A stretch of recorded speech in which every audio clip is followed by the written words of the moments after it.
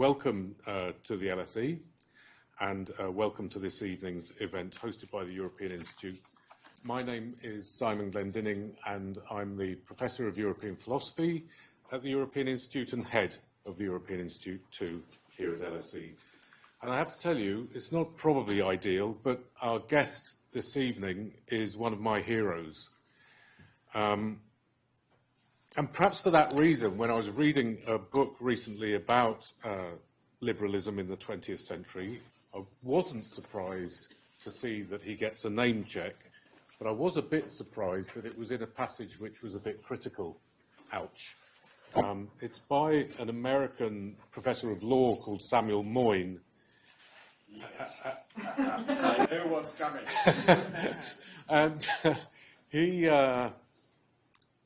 he's talking about what he calls Cold War liberals, and the great example case of that, especially in this country, is the extraordinary Isaiah Berlin, more of whom later probably. But anyway, by the 1990s, a generation of followers of those Cold War liberals, such as Anne Applebaum, Timothy Garton Ash, Michael Ignatieff, Tony Judd, and many others, had crystallized as self-styled heirs of the Cold War liberals.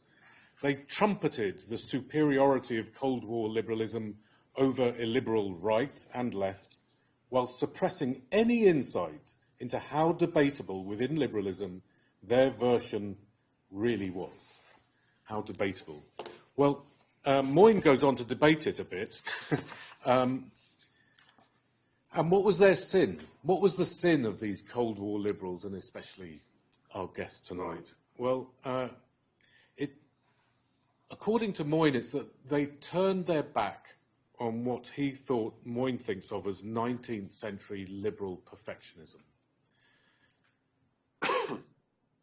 We have to accept, said the Cold War liberals, that perhaps we are not gentle creatures, and that when it comes down to it, conditions can turn out where, even when things are going exceptionally well, they can turn terribly ugly, and that we can never really escape that condition. Moyn invokes a very old distinction between Augustinian thinkers and what he calls Pelagian thinkers, where the Augustinians, this is an old religious framework, thought that we're basically corrupt, and the Pelagians thought that we were basically good, or at least capable of realizing ourselves as good. And seeing ourselves as gentle creatures would be an appropriately secularized version of the Pelagian outlook, and to think we're not exactly gentle creatures would be a secularized version of the Augustinian outlook. And indeed, from that secularized version of the Augustinian outlook, where you think that trouble can always lie around the corner, however well we seem to be doing, the point of view which is really dangerous is the Pelagian one, the one that thinks, that is convinced that we can produce ourselves in such a way that violence, disorder, war could be completely eliminated, evil eliminated. We could attain some condition of ideal human adequacy. Moyn thinks that this was the position, he's right, of many 19th century liberals. Liberal religious perfectionism. Perhaps the 20th century teaches us, perhaps the Cold War liberals teach us, perhaps our guest tonight teaches us that giving up that kind of perfectionism is the more humane ideal. And that we should think, as the Cold War liberals think, and as Isaiah Berlin, first among these, thought, that we should give up the idea that we can attain an as yet unattained final perfection for human beings, a perfection with respect to which no fall into chaos could follow. And that we can give that up, that idea of a final perfection, but without giving up the idea that there are unattained conditions for us that remain kind of our ineluctable inheritance that we should strive for and continue to cherish. And for me, this is, in the end, the significance of the kind of history writing that our guest Timothy Garton Ash champions. He is the... now I'm echoing. There's a good one. He is, in fact, the Isaiah Berlin Professorial Fellow and Professor of European Studies at St Antony's College at the University of Oxford, and the author of 11 books of political writing or history of the present, which tells us about our condition, and in this book tells us about our condition as Europeans. I'm so delighted that he's here to talk to us tonight, and after he's introduced himself and his book, I get a special opportunity to ask him some questions, and then you do too. But for now, let's hand it over to our Cold War liberal, par excellence, Timothy Garton Ash. Thank you. Well, thank you very much, Simon. It's amazing to be here in your unbelievably high-tech LSE facility. I feel like I'm on Facebook or something. It's extraordinary. And that wasn't the introduction I was expecting on Cold War liberalism. So we should talk about Sam Moyn and his view of Cold War liberalism. Let's have a passage on that, because I think his argument is profoundly mistaken. But I'm certainly a liberal, and I like to say, ich bin ein Berliner, meaning an Isaiah Berliner. So we'll talk about that later. So this book, Homelands, A Personal History of Europe, took me just 50 years to write. 50 years of traveling around Europe, witnessing great events from the late 1970s on, talking to major players, but also to so-called ordinary people who very often can be much more extraordinary than our politicians, and who make history, as they did in Poland in 1980-81, as they did in 1989, as they have done subsequently, writing it all down in little notebooks like this one, in which I may make a note or two about this evening and what you say, studying Europe in more conventional ways in libraries and archives, worrying about Europe, writing about Europe. And it's a very unusual genre because it is history illustrated by memoir and reportage, right? So it's not classic memoir, it's not classic reportage, but both those genres are put in the service of the history. The stories are there to serve the history. So, for example, I'm walking up a street in East Berlin the day after the Berlin Wall comes down, and I meet a very excited East Berliner who tells me he's just seen an improvised poster saying, "Only today is the war really over." That's not just a story. I think there is a profound sense in which, for the whole of Eastern Europe, it was only in 1989 that the war was really over. A couple of years later, I'm sitting in the office of Helmut Kohl in Bonn. He's just united Germany. Anyone here ever see Helmut Kohl? Anyone here? Hands up, couple of people. I think you'll agree with me. He was the largest human being I have ever seen. He was an enormous man, both in height and particularly in girth. And there he is, towering over me in his office in Bonn, and suddenly he says, Herr Professor, do you realize you're sitting opposite the direct successor to Adolf Hitler? What does one say? I mean, a conversation stopper, if ever there was one. Now, what I should have said was actually, Herr Bundeskanzler, there was Grand Admiral Dönitz after Adolf Hitler and before you, right? Because he was actually the last head of state of a united Germany before Helmut Kohl, but I was far too gobsmacked to say anything at all. But of course, what Kohl was trying to do was to say, I understand my historical responsibility. In effect, I'm the first chancellor of a united Germany since Adolf Hitler. I'm going to do everything differently. Hitler tried to put a German roof over Europe. I'm going to put a European roof over Germany, which, by the way, is pretty much what Helmut Kohl went on to do. 3 years after that, I'm at a German-Russian conference in St. Petersburg. Everything has been very friendly, very constructive. There will be a Modernisierungspartnerschaft with Russia. And suddenly, a rather unpleasant-looking little man with a vaguely rat-like face, who nobody has taken any notice of at all, pipes up. He's some kind of sidekick of the mayor. And he says, we have to remember that there are territories that were historically always Russian, and the Russian Federation has a duty to look after them. And he specifically mentions Crimea, and he says there are 20 million Russians outside, 25 million Russians outside the territory of the Russian Federation, and the Russian Federation has a duty towards them. You guessed, his name was V. Putin.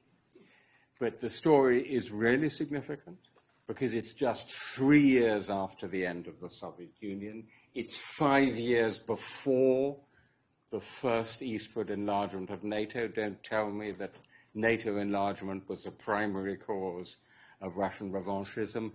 And already he's talking about restoring Russian greatness. Already the myth, and it is a myth, that these territories were always Russian. Actually, Crimea was only Russian between 1783 and 1917. After that, it was part of the Soviet Union and then of Ukraine. But that politics of eternity, as Tim Snyder calls it, was already there. So I could go on with the stories, but each of these single stories is illustrating the history. It's not, of course, a total history of Europe. That would be 4,000 pages. It's a history written from a particular point of view, apropos liberalism. Europe and freedom. Those are the two leitmotifs of my life's work. And seen from that point of view, the story looks, painting with a very broad brush, like this. When I started traveling to Europe in the early 1970s, it was still a Europe of dictators. Most Europeans still lived in dictatorships. We actually did the sums. 389 million Europeans lived in dictatorships, only 289 million in democracies. Not just the whole of Eastern and Southeastern Europe, but Spain, Portugal, and Greece were still under fascist dictatorships. Starting with the liberation of the fascist dictatorships, the first things that came to be called transition, in the sense we use the term, dictatorship to democracy, you have, broadly speaking, an ascending curve in the spread of freedom and democracy and the enlargement of the geopolitical West. East Central Europe after 1989, Southeastern Europe, the Baltic states, Ukraine. In 1972, the European Community has just 6 members and NATO 12. By 2007, it's 27 members and 26. So an unprecedented, extraordinary eastward enlargement of freedom and of the West. Of course, it's not as simple as that.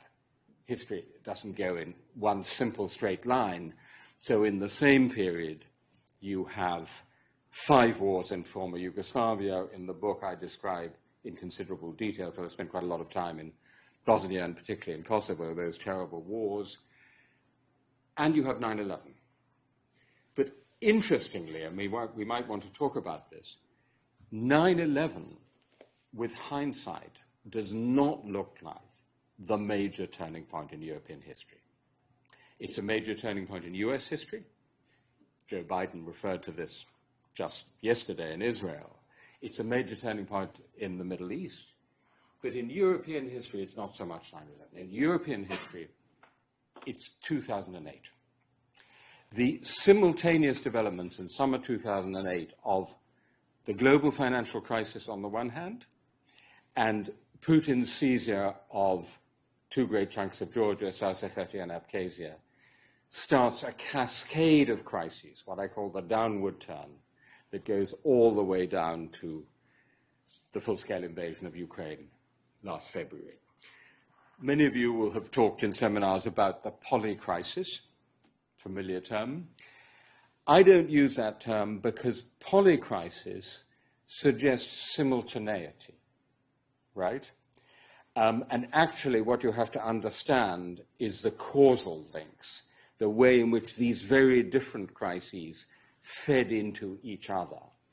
So global financial crisis feeds into the Great Recession and the Eurozone crisis, which of course significantly feeds the rise of populism.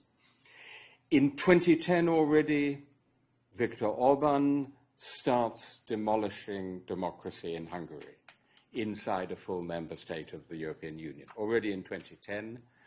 2014, you have Putin's seizure of Crimea, so literally 20 years after he started talking about it in that meeting in St. Petersburg, he went and did it.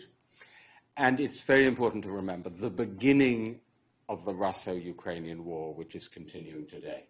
Ukrainians always remind us, it didn't start last year, it started in 2014. It's been going on for more than 9 years.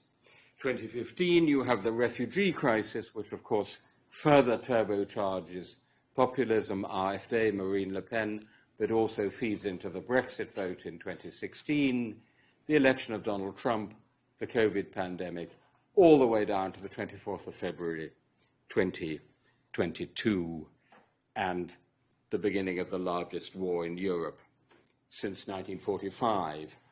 So, of course, at the beginning of my book, I have to go back to 1945, because that's where you have to start in any story of contemporary Europe. How I did that was to go back. My father landed with the first wave in D-Day in Normandy and then fought all his way through Northern Europe to occupy a little village in northern Germany. So I go back to that village and talk to the people there and go back to the village in Normandy. Because I thought that to bring home to your generation of young Europeans what that hell was like in 1945, I had to go back and find some personal stories of people who remembered. So you'll find those in the book. Actually, now, all you need to do is to go to the small Polish town of Przemysl and take a train to Lviv or Kiev, and you'll be back in that hell. You'll be back in that hell which we, as Europeans, have tried to escape. I was there 2 weeks ago in Lviv. I laid flowers on the grave of a man I had met in Lviv the year before, who was a critic, a translator, an editor, one of us. He could have been teaching at the LSE. And then when the Russians invaded, he decided he had to do something more to defend his country. He volunteered, wounded, recovered, went back to the front, involved in the terrible fighting for Kherson, living for weeks on end in foxholes that he dug himself with a spade he carried on his back. He was a machine gunner, seeing his comrades die around him, wounded again, back to Lviv, recovered. And when I met him on the 9th of December last year, he was going to go back again, because he said, my comrades need me. Yeah, they need experienced soldiers. I can help them stay alive. And Yevgen Hulevich was killed on the last day of last year in the terrible fighting around Bakhmut. So I was there 2 weeks ago laying flowers on his grave. I also visited wounded soldiers in the rehabilitation clinic. They have a fantastic rehabilitation clinic called Unbroken. Lost one leg, lost 2 legs, lost an arm, lost 2 arms, lost a hand, lost a foot. All to these Russian minefields, which are just appalling. And they were describing to me what it's like. You clear the minefields, but there's still a lot of hidden mines. And so many of these guys had actually lost a limb in what were supposedly cleared minefields. They again had a fantastic fighting spirit, an absolute determination to go back. But they were also telling me just how tough it's going to be for Ukraine to recover more of its sovereign territory. We might want to talk about that in discussion. I'd be glad to talk more about Ukraine. So we started after 1989 with these great hopes of a new Europe that would be without war and without walls. And now we're back in a Europe which has a massive war and is building walls to keep migrants out. Between Hungary and Serbia, between Poland and Belarus, I describe in the book between Spain and its little enclave in North Africa, Ceuta, and Morocco. Amazing. I went there particularly to take a look, and there's a huge fence, more than 6 meters high, barbed wire, spotlights, sensors, raked sand, then another fence, then a special military road for the Spanish military. And you know what? It looks exactly like the old Iron Curtain down the middle of Europe. So we took down the Iron Curtain through the middle of Europe, and now we're building a new Iron Curtain around the edges of Europe. And where you can't do it because it's at sea in the Mediterranean, we're just letting people down. So, I mean, let me say that just as in this first period, not everything was good. So obviously in the second period, not everything was bad. And in particular, the EU has actually not just survived these crises, but in significant respects become stronger, right? Next generation EU, as a response to the COVID pandemic, is actually also what we should have done about the Eurozone crisis. So it's a delayed reaction, as it were, to the 4 or 5 crises before.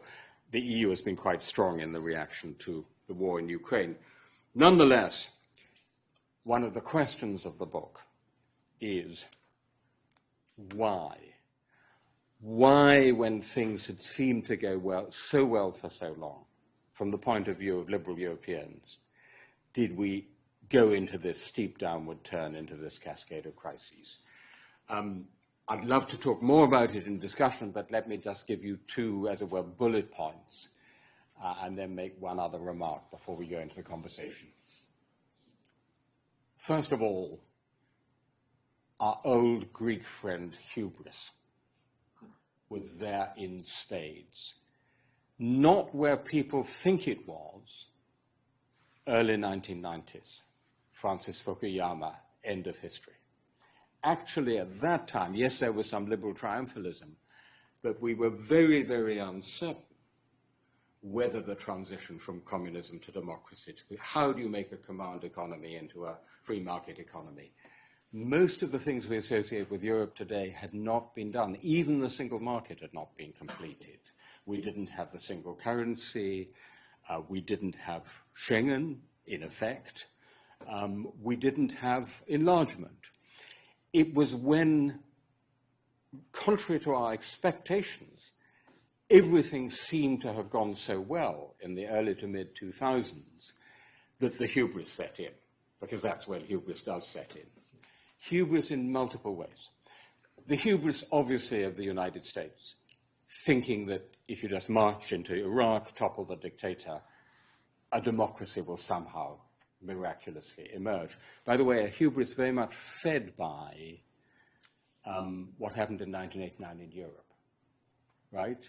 People like Paul Wolfowitz were very much informed by the idea of the Velvet Revolutions. The hubris of Tony Blair's Cool Britannia, which believed that you could go on endlessly with endless kinds of opening your economy, opening your finances, opening your borders, opening your culture without a reaction. There's an interesting book by a German sociologist called Andreas Reckwitz who calls this apatistic liberalism, the liberalism of constant opening, and that was certainly the mistake. The hubris of the Eurozone, believing everything was going so well and not realizing that the asymmetric shock, when it came in the global financial crisis, would do exactly what hundreds of economists had predicted it would do. The hubris of the EU itself, which believed, as those of you who work in IR know, that the EU had produced a model of post-national, multi-level governance, which the rest of the world just had graciously to imitate. The hubris of a globalized, financialized capitalism, which mistakenly believed that global aggregate gains would not merely justify, but compensate for specific local losses. Okay, so globalized, financialized capitalism did lift hundreds of millions of people out of poverty in countries like China and India. But that didn't help the people in Yorkshire, or the Rust Belt, or the northeast of France. It didn't just compensate to them. So that's one of the things that gave us populism and the hubris of liberals. Because contrary to what cher colleague Sam Moyne says, this is very much a book of liberal self-criticism, of asking what we got wrong. The hubris of liberals who believed it's the economy, stupid. That if you get the economics right, everything else will follow, which reduced liberalism essentially to one dimension, the economic dimension of liberalism. A liberalism that is only one-dimensional is not liberalism. It needs the political, the social, and the cultural as well. And a liberalism which was so interested, and I think this might be true of even of the LSE, so interested in the other half of the world that we neglected the other half of our own societies, right? And this is, of course, what populists picked up on. It was not only the inequality of income and property, it was also the inequality of attention and respect, which drove voters to the populists right across Europe and, of course, in the Brexit vote. The Polish populists, the Law and Justice Party, have a very interesting phrase. They talk about the redistribution of respect, right? It's absolutely spot on. It's exactly right. It's what liberals got wrong, is the inequality of respect towards the other half of our society, poorer, more rural, small town, without higher education, by the way, all these markers. And the hubris of believing that peace could be secured in this wonderful Europe without wars by dialogue, by institution building, by non-military forms of security, and by economic interdependence. So that it was a good thing to go on building gas pipelines with Russia, because that would actually provide a foundation for the peace. Vladimir Putin had other ideas and proved us wrong. Now, underlying all these different kinds of hubris is, I think, one deeper mistake. And this almost goes to Simon Glendinning's province, because I'm almost going to call it a historiosophical mistake. Put most simply, it was the fallacy of extrapolation, right? We took the way things had been going, particularly since 1989, but actually in a larger sense since the second half of the 1970s, and simply assumed this was the way they would go on going. There would be setbacks, but they would be setbacks. We took the most non-linear event in modern European history, the fall of the Berlin Wall and the end of the Cold War, which was a one-in-a-million example of historical luck, of what Machiavelli calls fortuna, and turned it into a linear projection. Or to put it more generally, we took history with a small h and turned it into history with a large H. We took history as it rarely happens, which is always a product of the interaction between deep structure and process on the one hand, and contingency, conjuncture, choice, collective will, and individual leadership on the other. That's how history actually happens. And we turned it into history with a capital H, a Hegelian process of inevitable progress towards the spread of freedom. But freedom is not a process. Freedom is always a struggle. even in the most prosperous and stable democracies. It always has to be defended. It always has to be fought for. And this is, of course, what the Ukrainians are reminding us. For me, one of the words of the year is the Ukrainian word, volya. And volya is a really interesting word because it combines etymologically freedom, which it is primary meaning, and the idea of will, or specifically the will to fight for freedom. So freedom and the will to fight for freedom are combined in one word, and that's what we need also in our own societies. I'm going to finish there, but let me just make one last comment, because as you mentioned, I just came back from Poland late last night. So the bad news is that so much has gone wrong, but here's the good news. Just as it was not inevitable that Europe would continue on this upward course towards the spread of freedom and democracy and European integration, by the same token, nothing is inevitable about the continuation of the downward turn of the anti-liberal tide, of the populist, nationalist, Eurosceptic tide, because nothing is inevitable. It's up to us and our volya, and it's up to you, particularly, if I may say so, to the students in the room, to your generation of Europeans. And this has just been magnificently proven on Sunday in Poland. I came to Poland from Istanbul, where a united opposition recently lost an election against an electoral authoritarian regime, deep depression. I have to admit, I came with considerable foreboding to Poland, because it seemed to me likely that the ruling populist party, the Law and Justice Party, would probably win again, although with a narrow victory. And instead, as you all know, we had just this amazing election result done in the most perfect way. That is to say, done because the people just turned out in huge numbers, 74% turnout, 12% higher than in the historic election on the 4th of June 1989, which ended communism in Poland. And, as we say in England, they kicked the bastards out.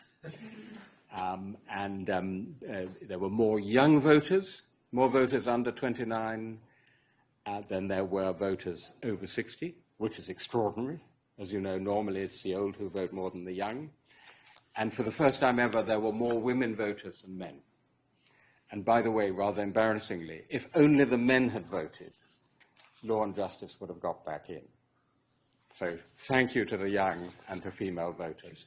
But it shows that nothing is inevitable, and that even a well-entrenched populist anti-liberal government can be thrown out.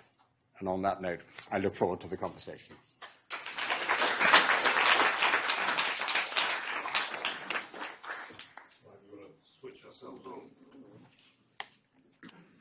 Is that on? Yeah. Oh, wow. Okay, I'm done. You'll go.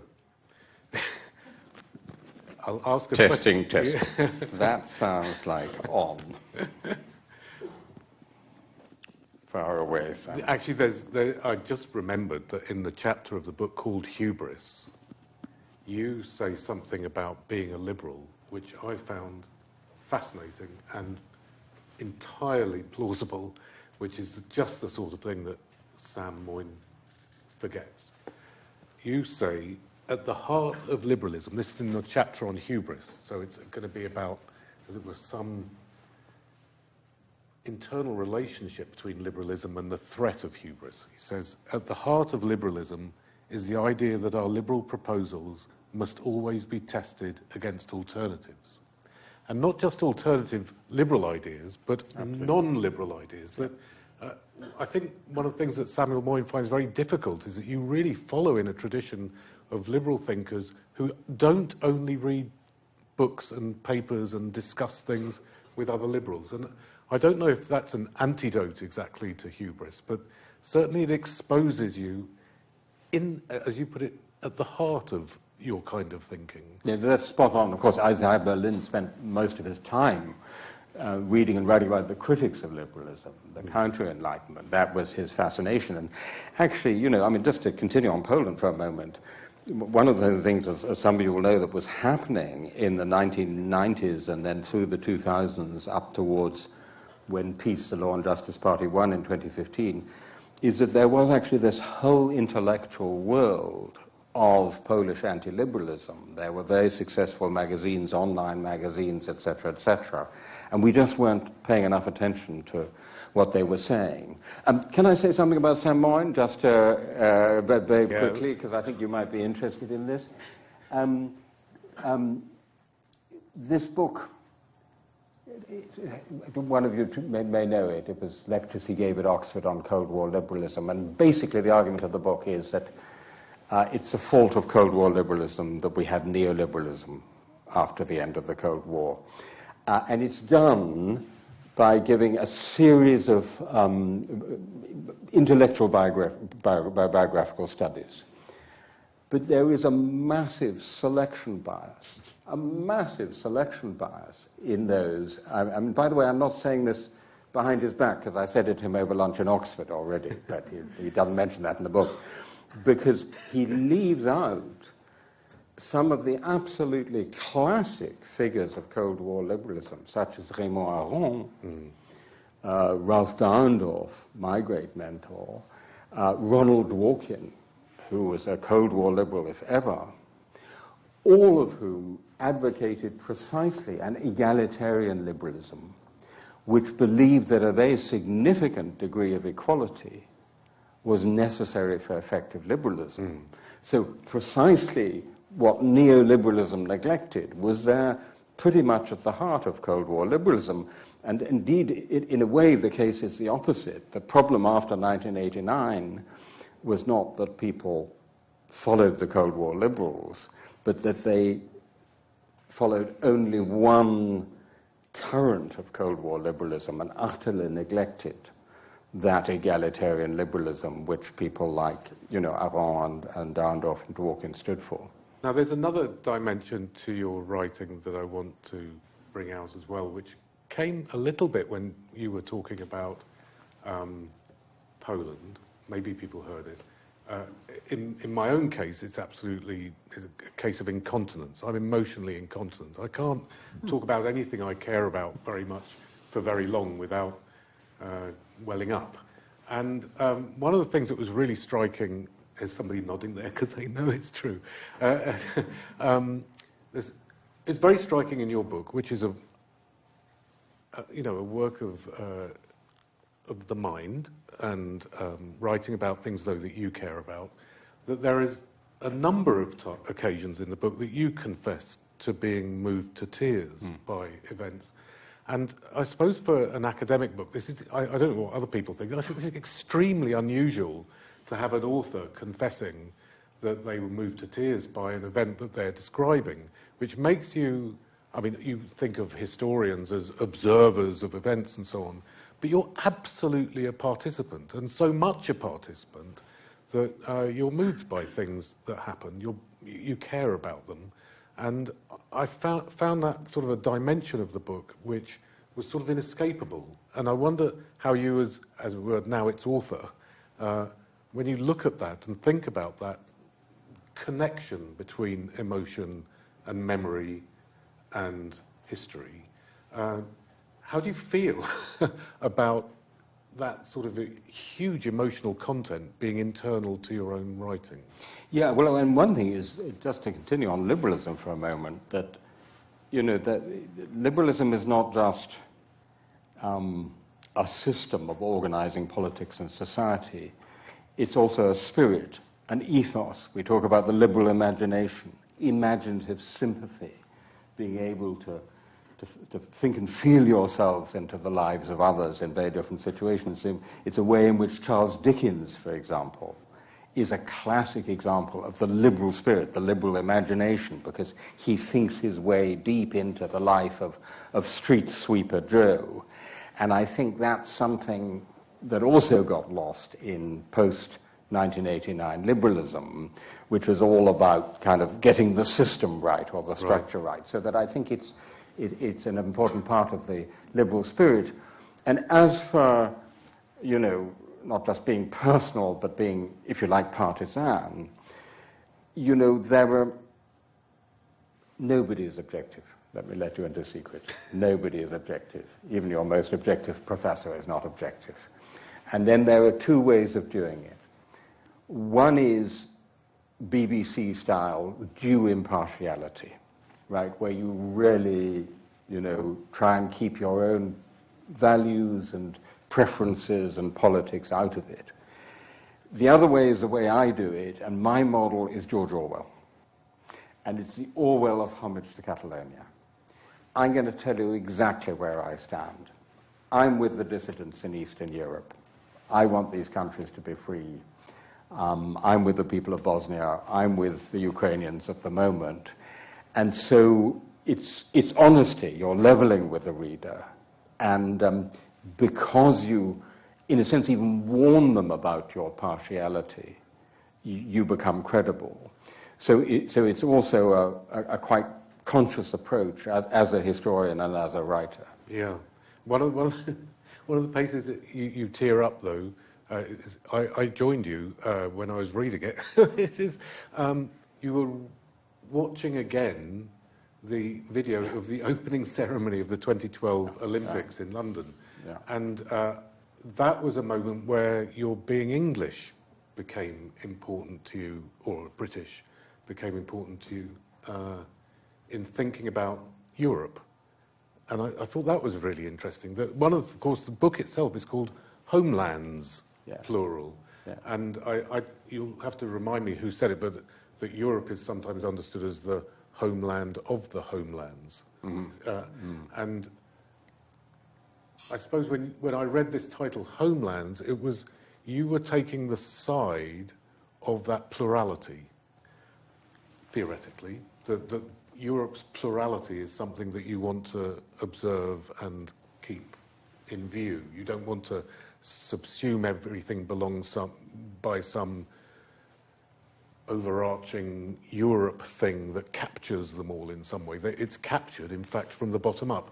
Yeah. And, okay, so we have these homelands, but here's you, first of all, and inside that plurality yourself by being British. And I wonder, when you say, I'm for this, I'm for that, how does being British or English play itself out in writing Homelands? Well, since Brexit, it plays out in being very depressed. That's certainly part of how it plays out. Look, actually, it's interesting that you keep switching between English and British. And when I reflect on it, the primary identity is actually English. That's the emotional identity. It's English poets.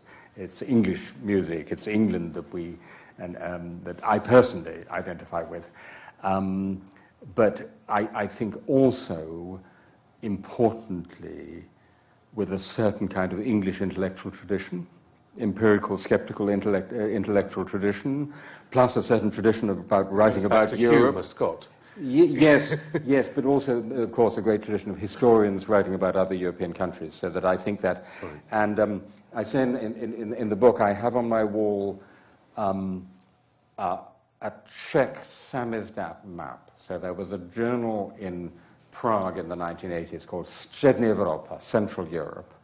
And every new year they would do a humorous map of Europe. And I have these on my wall. And there's one which has different European countries.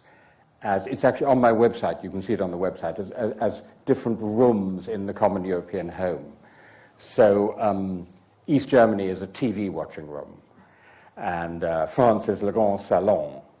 And Germany consists entirely of bathrooms. It just says bad, bad, bad, bad, bad, bad, bad. It's quite funny. But don't be offended. But Britain is marked the Great Observatory. And it is, in a way, the great observatory still, because of our intellectual traditions, but also precisely because of our semi-detached relationship to Europe. I think, people who are right at the heart of Europe, who don't question their European belonging, their Europeanness, maybe have less critical distance. So that's one thing. Now, the other is, I'm going to ask you all, before I say this, just to think for a moment, just spontaneously. If I asked you, what's the essence of being a European to you? Don't think too hard. Just what's for you the essence of being a European? Okay, you can tell me afterwards. I think the essence of being a European is that you can be at home abroad.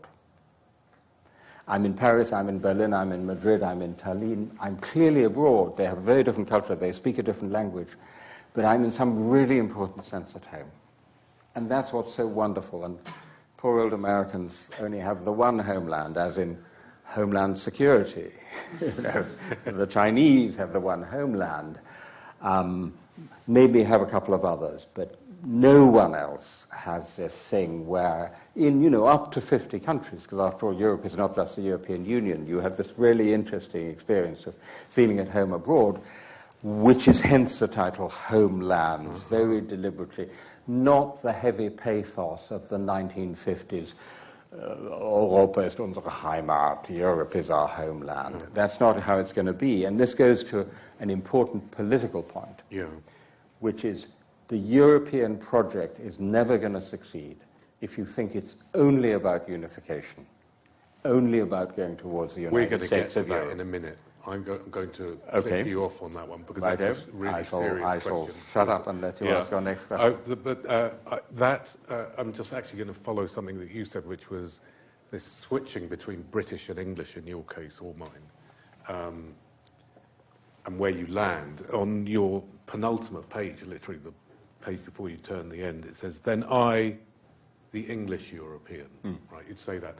However, elsewhere, you say we British, right? So you too jump around. But when you say we British, it's an amazing moment in the book, because you're giving illustrative moments of these homelands. And there's one particular sequence of European homelands which you recite, like, as it were, mantra-like, but you're so not alone in doing so. I mean, I do so, but like generations of Europeans have done so when they're thinking about representative examples of these European places. And very often, not invariably, but very often, it goes Britain, France, Germany. And you play that out through the book. There's this little rhythm of the book which says we British, French, Germans. And these are exemplary Europeans, not because they're all the same, but because they're spectacularly different. And also, yes, you can be at home there, but you're home at somewhere which is mighty different to you. And they sort of almost illustrate the heights of difference in certain ways for you. So we British, French, and Germans. But then when you're reflecting on Brexit, which we're going to come to now, you speak about those three as a kind of ménage à trois. But an important trio, which played a very particular role in the development of the politics of European Union, basically since Britain joined. And your worries, not only for Britain, not only for Europe, not only for England or for Britain in a Brexit condition, but also for Europe. What happens when that trio gets lost as part of the makeup of European politics? And now you only touch on this. It's a good reminder to us, because of course in this country, when people think about Brexit, they think, what a bloody disaster for us, right? But you say that QED, I would say. Yes. But one of the things that you say, it's sort of in passing, but also not, is that it's not necessarily a great thing for Europe. And I just want to push you on that a little bit about why you think Britain leaving the European Union could have deleterious effects for the Union itself? Great question. I mean, by the way, Britain, England, of course, when I'm talking about the state, I'm talking about Britain. Yeah. When I'm talking about the nation, the emotional identity, I'm talking about England. And the nice thing about England is that, you know, the United Kingdom is still in some ways an imperial construction, Right. as many Scots and Irish have noticed. Yeah. England, you know, is a core historic country. I mean, of course, in some sense, all nations are empires if you go back far enough, because they've conquered territories. But that en passant. So to your question, one of the things I say in the book, and I really believe, is that people on the continent, who, by the way, if you sit with French talking to Poles or Germans talking to Italians, Britain hardly features at all. They're so fed up with it. And quite understandably. I mean, you know, we were such a pain in the neck for so long over Brexit. And there is a sense of betrayal. If you go to countries like the Netherlands or Portugal or even Germany, which felt particularly close to Britain in the European Union, they really feel let down, and I completely understand that. But that might lead them to underestimate the damage being done by Britain having left. Okay. In at least three respects. First of all, the European Union is this very unusual kind of polity. What exactly is this union? Benefited from what I call the nimbus of irreversibility. The feeling that this was the way history was going, right? The very metaphor of the European train that you had to get on. The fact that countries wanted to join it. The fact that a major country actually leaves it dents the nimbus of irreversibility. Point number two, foreign and security policy is going to be incredibly important for Europe, as we're seeing in the next decade. Britain, whatever else, is a major foreign and security and intelligence power, so having it outside is a problem. Point number three goes to the ménage à trois. So, some of you will remember that Princess Diana famously said that there were three of us in our marriage. It was a little crowded. Do you remember that? In the case of Europe, it's the other way around. It's precisely the ménage à trois that made the European Union work. Three in a bed is the key to the good functioning of the European Union. Because if those three, as you rightly said, different countries, each of which have slightly different kind of ideological traditions, cultural traditions, traditional allies, if those three agreed on something, you would have a pretty natural majority in the EU. Germany, France, and Britain with their attitudes and their allies. If they disagreed, say there's a Franco-German initiative and the Brits don't like it, then all the medium and small-sized member states of the EU had Britain to go to qualify and temper the Franco-German initiative, and vice versa. If there was a German-British initiative, you could go to France. So it was a very effective internal balancing mechanism. And actually, if you look at the difficulties now in the leadership of the EU, the difficulties also in the Franco-German relationship, it seems to me it's partly because you don't have this third major partner that helps the internal balancing. So when Mario Draghi was Prime Minister of Italy, he played that role. And for that brief period, you actually had the third party, and he was absolutely instrumental in taking forward the agenda of Ukraine becoming a candidate to membership of the EU. So it showed you how necessary it is to have that third party. Now, Italy under Giorgia Meloni is not playing this role. Spain is obviously very preoccupied with its own internal politics. Poland, maybe. Donald Tusk, former president of the European Council. But I mean, they've got a lot of homework to do back in Poland before they can play that role. Right. So I think, sorry, that was a slightly long answer, but in short, I do think that the cost to the larger European project of Brexit is not to be underestimated. One of my worries in this area is related to what Britain historically had provided in its naysaying, which was you've mentioned yourself, which is the temptation to think that the only direction of travel should be further integration, or that completing integration had a kind of telos, a kind of end of shifting towards a European government and the old nation states, the member states, becoming what one writer called implementing authorities. You know, so you have really the transformation of a space made up of a plurality of sovereign powers who were sharing sovereignty in important areas to a transfer of sovereignty up to a European level where finally integration would have been completed. And this, one of the things that really interests me in the book, at one point you talk about the single currency as it was set up, and as it still is perhaps today, as what you call a half-baked project. And you call it half-baked because it's a common currency without a common treasury. And I wonder when I read that, well, do you think, Timothy Garton Ash, then that a fully baked euro, where you did have both a common currency and a common treasury, would be the ideal thing? Or would the fully baked setup be actually more half-baked than the half-baked one, because it had done this movement towards what British politicians would have, in the 90s and beyond, might have called a European superstate, and that worried a lot of Brits. So when you look at your vision or your hopes for a Europe to come, a no longer half-baked Europe, is it fully baked but in these dimensions, or are you more traditionally British, as it were, in this? Yeah, well, of course, this is a question that's being posed now in the context of enlargement. Yeah.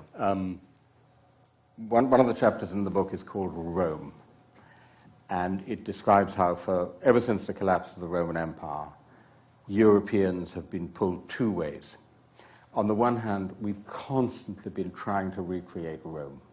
I mean, starting already in the 6th century in Ravenna, then the Holy Roman Empire, which takes all the symbols of Rome, then Napoleon, and then something called the Treaty of Rome.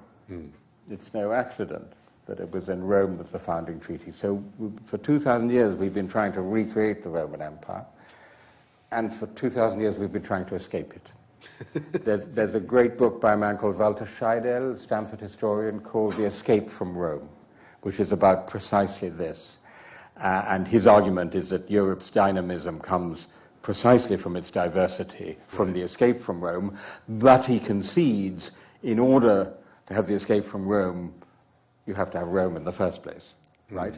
And what I think is that the lesson is neither full speed ahead to the United States of Europe, let's really try to recreate a Rome, nor the Eurosceptic back to the nation states, but to find this complex balance between unity and diversity.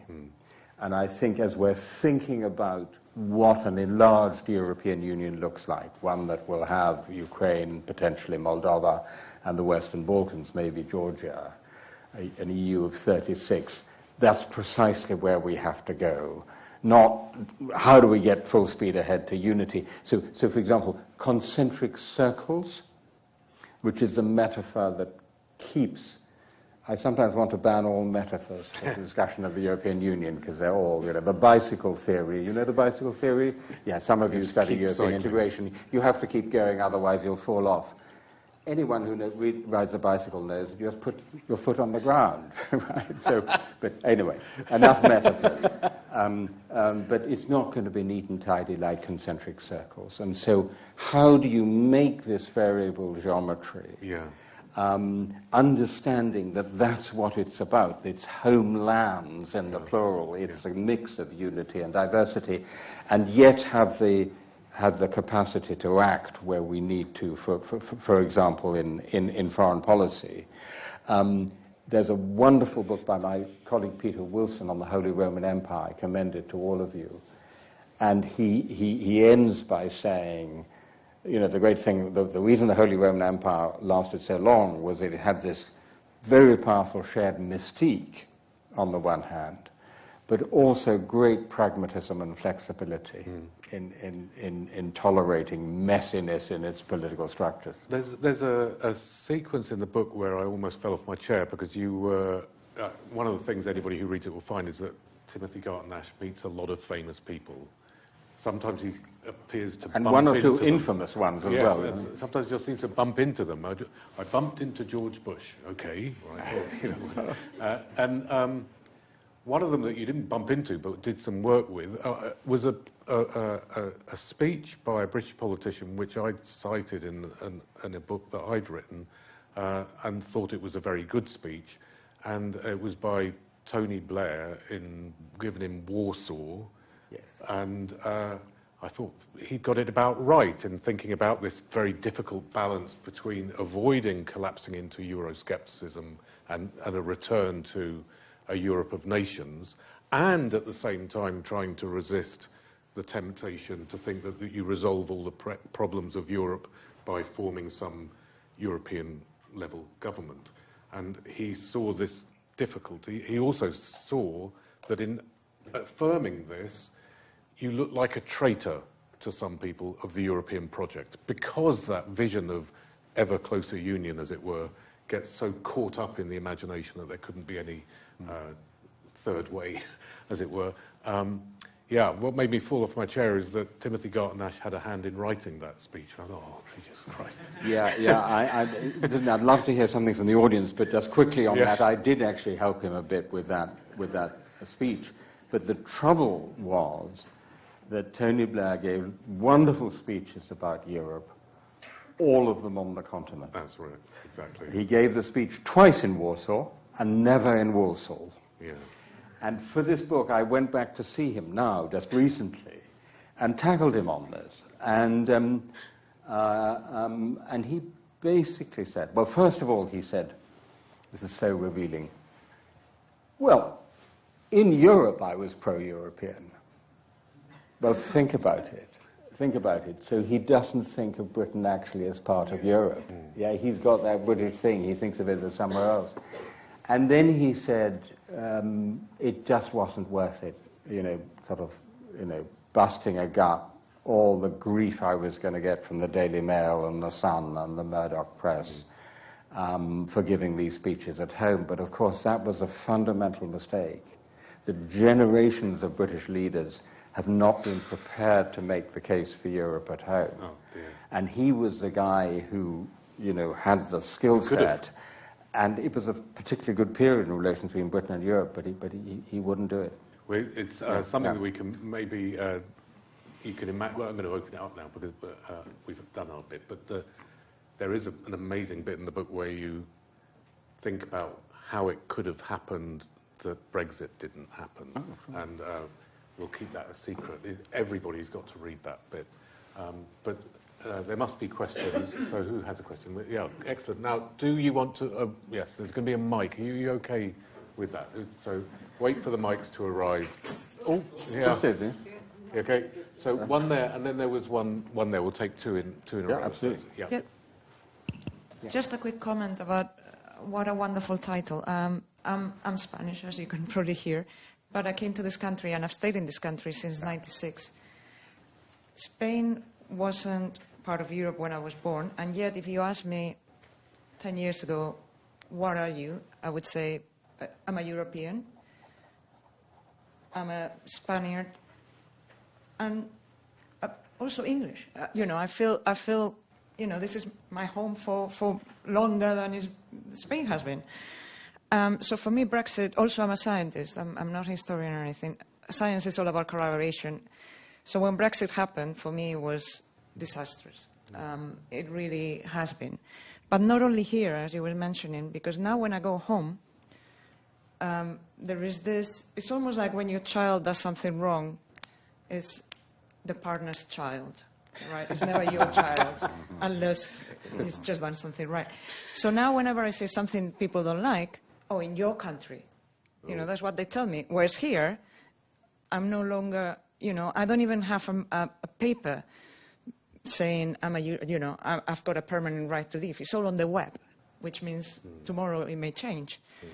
But I wonder how much of this has happened, and going back to Tony Blair and the speeches, because England has never really reported on Europe on the main news. So you turn on any 6 o'clock news, 10 o'clock news at home, there's always a section on European Union. I've never seen it before Brexit, funny enough. Yeah. So how much of the media is responsible? Okay, great question. And then here behind you, if you swap your mic, perhaps. Hi, my name is Mateusz. I'm a European Institute student. Since the beginning of the Ukraine war, the European community, to varying degrees, has supported Ukraine in its war efforts financially with arms.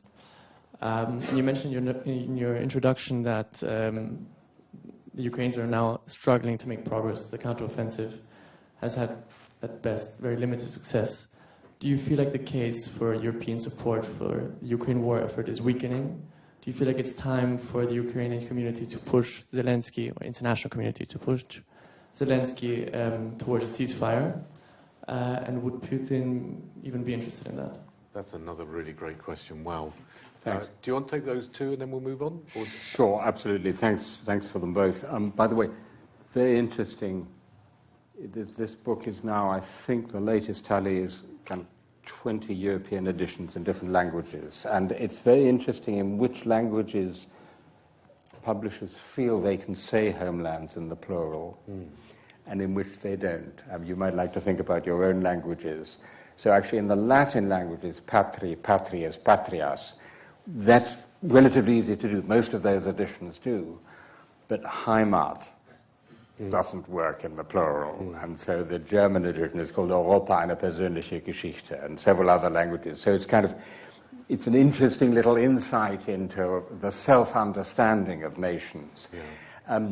To your point, I think the media are one of the major causes of Brexit, but specifically the newspapers, and specifically the Murdoch-owned and so the Telegraph, the Mail, the Sun, and the Times.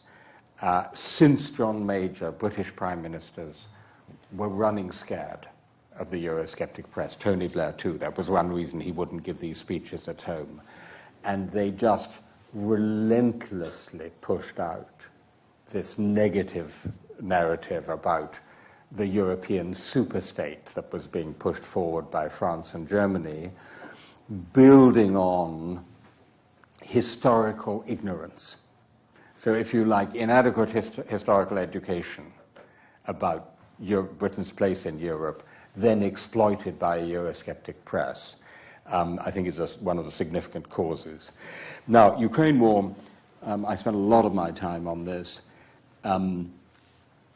On the one hand, as I described, you have the extreme difficulty of the campaign on the ground. My own view is if we'd been less hesitant and given more weapon systems faster last year, when the Ukrainians had the Russians on the run, I think, remember in the Kharkiv offensive, Ukrainians might actually have got back much more territory. Now the Russians are incredibly well dug in with these horrible minefields, and the frontline soldiers say the Russians are good at defense. They're not running away. It's incredibly tough. But on the other hand, because you asked about dwindling European support, I'm much more worried about dwindling US support. So if you look at the opinion polls, the support is already going down. A couple of weeks ago, the Speaker of the House was ejected in an unprecedented fashion, partly because he had worked with Democrats to get additional funding for Ukraine. Right? So it's got entangled in the hyperpolarized politics of the United States. Donald Trump would sell out Ukraine tomorrow, and DeSantis isn't very good either. And now you have the Israel-Hamas war, which is a big problem for Ukraine, because clearly it's a higher priority for the United States, that's self-evident, and it is in effect competing not just for funding, but also actually some of the same weapon systems, like air defense systems that Ukraine needs. So I think that if you take the difficulty on the ground, on the one hand, and just the exhaustion in Ukraine, which is palpable, and the fact that they've lost. Do you know what Ukrainian fatalities in this war in just 1.5 years are bigger than entire US fatalities in 20 years in Vietnam? Right, think about that. Okay, so you have that on the one hand, you have dwindling US support. My conclusion is very simple. Europe needs to do more.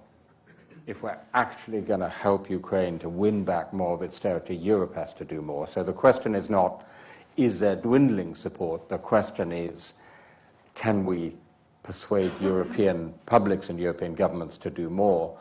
And that needs people like Macron and Scholz and others actually to go out there and make the case for why we really need to help Ukraine more to succeed, and I'm afraid I don't see that happening. And some people would say that these kinds of geopolitical events are ones which go beyond Brexit, and so that Britain can, as it were, be appropriately, one might hope, playing a part in those discussions too, that it's not, as it were, a European Union.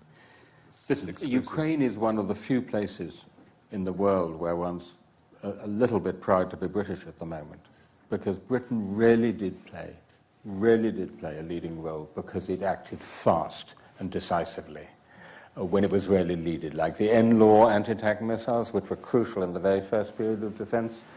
And so Britain has played an outstanding role in supporting Ukraine. The question is whether we can segue from that into a kind of more structured security and defense cooperation, so we bring Britain and the EU more closely back together longer term in this field, because at the moment it's essentially bilateral. Right. Okay, let's have a couple more. What other questions do we have? Keep your hands up for a moment so I can just see around. Yeah. They're all coming from the right. Yeah, well, no, there's a couple over there. They're all coming from men. That's the thing I was looking at. But, okay. Let's do these two next to each other. Good evening. My name is Jan. I'm a law student here at LSE. I have a question about, because a couple of weeks ago we hosted Mikhail Khodorkovsky here at LSE, a Russian dissident. And it was also a book launch. And in his book that he presented during this event called How to Slay a Dragon, he presents his vision for a post-Putin Russia. So his vision was slightly surprising for me, and I think quite unfeasible. He imagined Russia as a highly federalized state consisting of member states with varying levels of democracy and human rights protection. So for instance, like areas like Moscow, St. Petersburg would be more free, more European style, liberal democracies, whereas Buryatia would be rather authoritarian. However, he insisted that even though this would be such a divided and unequal country, he insisted on it remaining one state. And his argument for that was that Russians across the entire country treat Russia as one homeland for them all. And his main argument for that was the linguistic uniformity of the country. What would be your vision for a post-Putin Russia that would actually work? What a great question. Go on then, next door. Thank you. My name is Wojciech. I am a student of European International Public Policy at the European Institute. And I wanted to come back to what you were saying about the possibility, or rather lack thereof, of completion of the European project of federalization. So as far as I understand it, you think that the main hindrance to the project is, well, in the title, Homelands, as in, I think, the national identities, which would hamper the federalization of the European project. However, when we look at history, I think that in most cases, if not all, national identities weren't something that existed objectively outside of a state, but were created by the state, by Napoleon, or Louis Philippe, by Bismarck during the Kulturkampf, by Garibaldi. We'll go back to the quote, I think was Massimo D'Azelia, something like that, who said that we've created Italy, we have to create Italians. So I wanted to know whether you really think, and why do you think that the European project is impossible? Okay, well, those are two very large questions. Let me take the second one first, and I certainly don't think the European project is impossible, and I wouldn't put it as a hindrance to the completion of the European project. I think you simply have to understand the nature of Europe. You're Polish, I think, are you? Yes. So I'm going to say this in Polish and then explain it. Bronisław Geremek, who is an extraordinary figure in recent European history, as a child, he grew up in the Warsaw Ghetto, saw the Warsaw Ghetto burning before his eyes. Most of his family were killed in the Holocaust. He escaped from the ghetto. He was then brought up by a Christian family. He then became a communist. And then he became the key advisor to Lech Wałęsa and the Solidarity movement, was really one of the architects of the Polish transition to democracy at the Round Table, then became one of the great advocates of Polish membership of the EU, and was the foreign minister who signed the treaty with which Poland entered NATO. So all the Europe's 20th century is in that one life. I mean, it's just an amazing story, and he was a lovely, super guy. And when the constitutional treaty was rejected, as you remember, in referendums in France and Holland, he said to me, because we were talking earlier, bo narody to nie chcą, because the nations don't want it. And that's the insight of a historian, that the nations are just so deeply rooted, such a constitutive part of Europe, of what makes Europe. Apart from anything else, we speak so many different languages.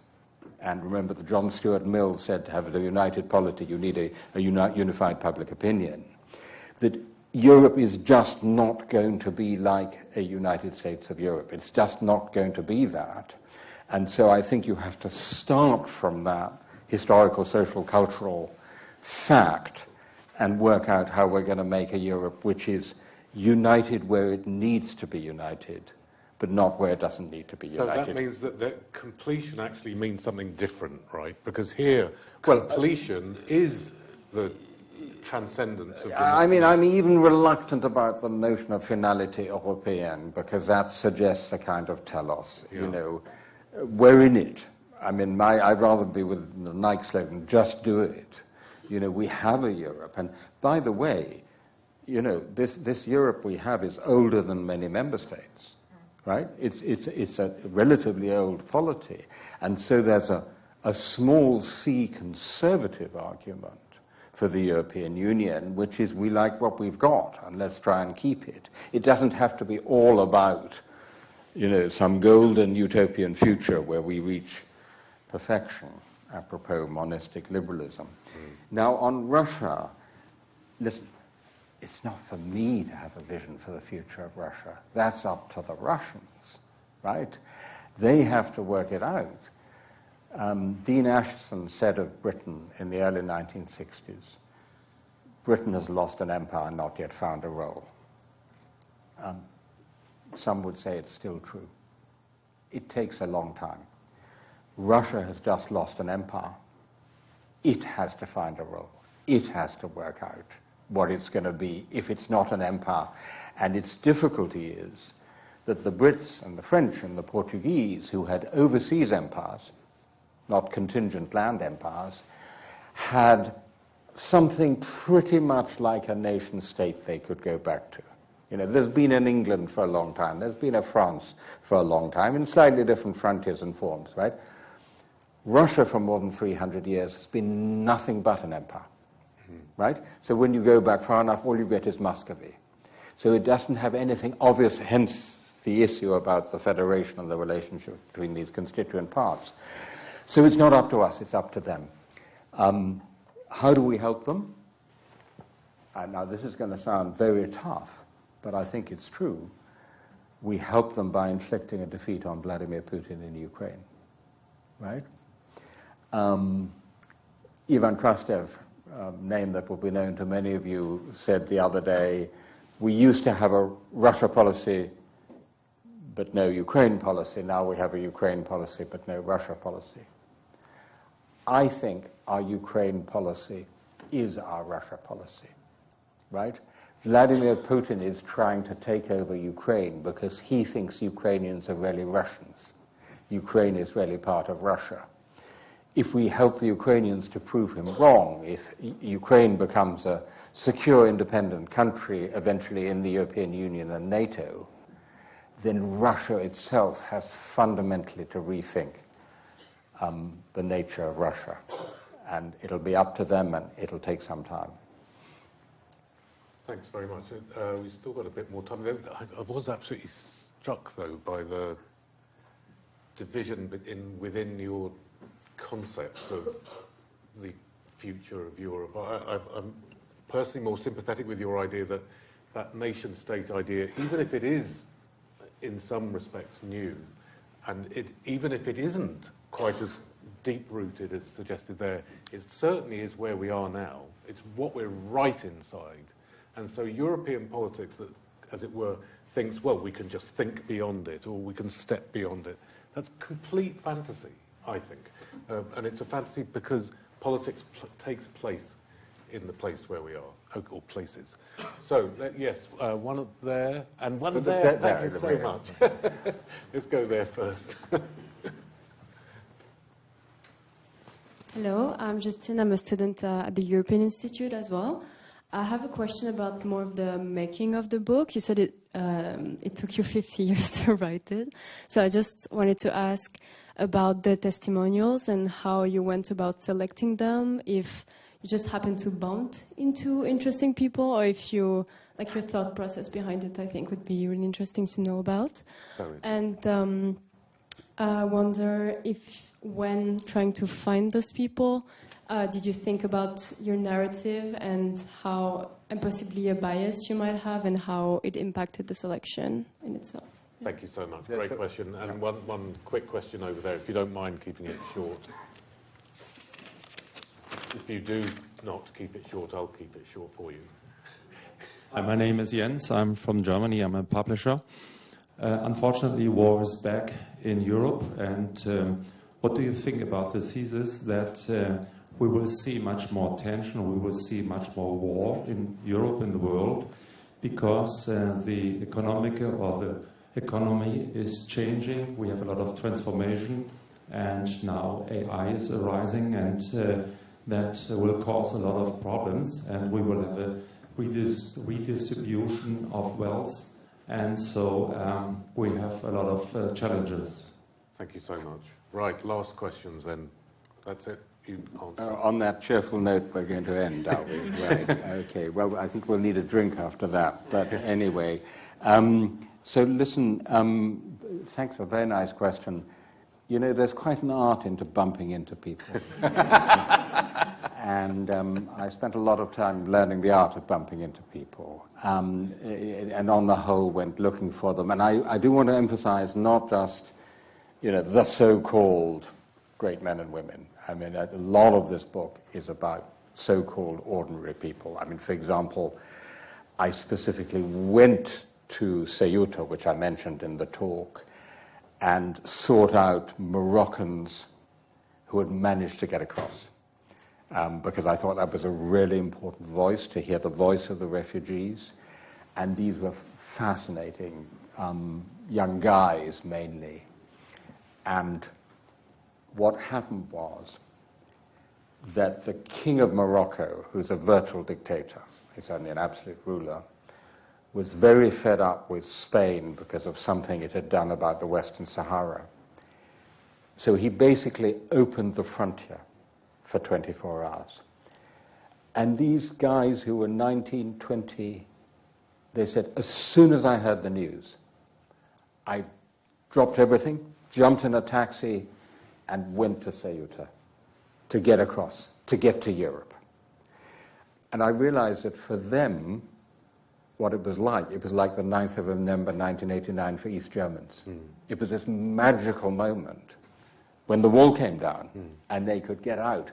And then I asked them, at one point I said, what's the worst thing about Europe? You've told me all the good things about Europe. And there was this kind of pause. And then one of them said, getting sent back to Morocco, right? So that's just one example of where, you know, I'm very consciously going looking for people. The other thing to say is that I do something, and have done for the last 50 years, which is fairly unusual in academia, which is I work both as a journalist and as an academic, right? As Conor Cruise O'Brien put it, I have one foot in each grave. Actually, having used this quote for many years, I decided finally, you always have to check your quotations, so I actually wrote to Conor Cruise O'Brien and said, did you actually say this? But unfortunately, I don't know quite how to put this, but by the time he received my letter, he had, well, both foot in one grave. So I'm not absolutely sure whether he actually said it, but anyway. But as you all know, in academia, to say that someone's work is journalistic is the kiss of death, right on a selection committee for a job. And I can also tell you in a newspaper office, if you say an article is somewhat academic, that's the kiss of death. So there's this very tense relationship between academia and journalism, but actually they're profoundly complementary, right? We're both fundamentally in the exercise of truth-seeking. We're doing it in slightly different ways. The academics more in the library, the journalists more on the front line. But if you put the two together, you actually, it's very mutually enriching. So I think there's also a lesson there about being more relaxed about academics and journalists talking to each other and learning from each other. We have to be quick now. Let's go last words on the... Oh, my goodness. I'm being driven out on war. Okay. Well, we now have two major wars in the world. We have the Israel-Hamas war and we have the Ukraine war. And we have the threat of a third around Taiwan. And so there's the real danger that we're going back to a world of wars which has multiple causes. One of them is something which Kira, who you here, works on, which is that we are in a way in a post-Western world. We have really major non-Western great powers who are competing with each other and with us. And the other is because just across our frontiers, we have millions of very, very poor people, like those Moroccans, who are in desperate conditions, if you like the people in Gaza. So that is certainly a huge challenge. And to face it, we need the motto of my book, which will be one familiar to you, and let me finish on this note: pessimism of the intellect, optimism of the will. Wonderful. Thank you so much.